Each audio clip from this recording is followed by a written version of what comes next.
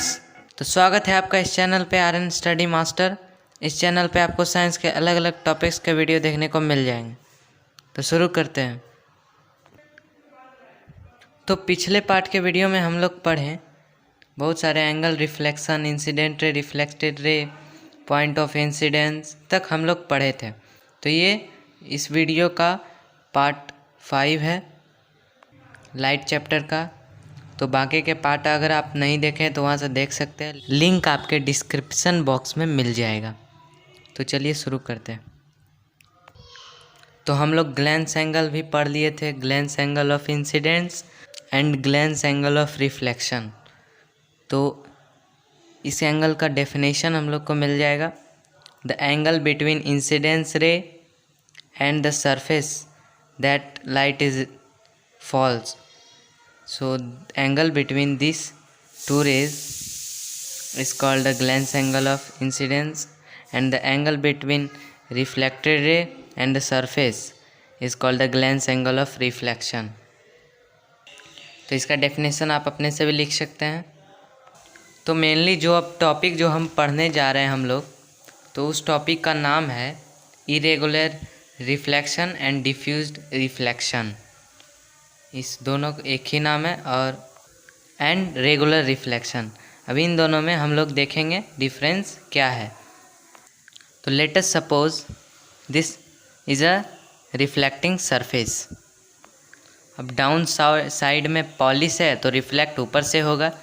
तो हम लोग एक रे को नहीं, बीम लेते हैं। बीम क्या होता है हम लोग ने पहले डिस्कस किया है कि बंडल ऑफ रे या ग्रुप ऑफ रे। तो ये कुछ बीम ऑफ लाइट है। अब ये चूँकि प्लेन सरफेस है तो इसका रिफ्लेक्शन, और आप देख रहे हैं कि ये सब आपस में पैरेलल है, तो इसका रिफ्लेक्शन भी देख लेते हैं। तो आप देख रहे हैं कि इंसिडेंट रे जब आपस में पैरेलल है और स्मूथ सरफेस, प्लेन सरफेस पे रेगुलर मतलब रिफ्लेक्शन हुआ। क्यों? क्योंकि ये रिफ्लेक्टेड रे भी पैरेलल हो जाएगा।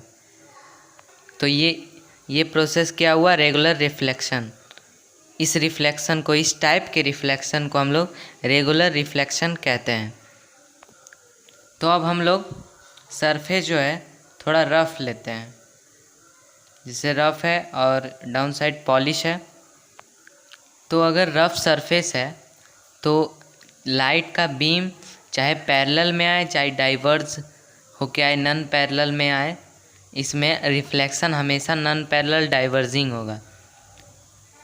तो हम कुछ बीम को देखते हैं पैरेलल। ये पैरेलल में इंसिडेंट रे आया, बट इसका जो रिफ्लेक्शन होगा वो डाइवर्ज हो जाएगा, मतलब एक दूसरे के पैरेलल नहीं होगा। ये इधर भी जा सकता है, ये इधर भी जा सकता है, मतलब। और अगर हम इसको डाइवर्ज लेते हैं फिर भी डाइवर्ज हो जाएगा। तो इस टाइप के रिफ्लेक्शन को हम लोग इरेगुलर रिफ्लेक्शन बोलते हैं। इरेगुलर रिफ्लेक्शन या फिर इसको डिफ्यूज्ड रिफ्लेक्शन बोल सकते हैं। तो आइए डिफ्यूज्ड रिफ्लेक्शन का डेफिनेशन लिख लेते हैं।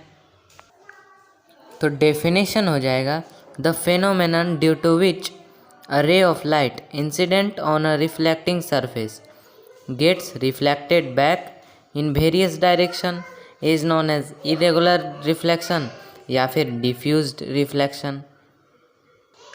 तो आप लोग लिखना चाहते हैं तो वीडियो पॉज करके लिख सकते हैं। तो अब हम पढ़ेंगे image formation by plane mirror. तो अब मिरर कितने टाइप का होता है देख लेते हैं।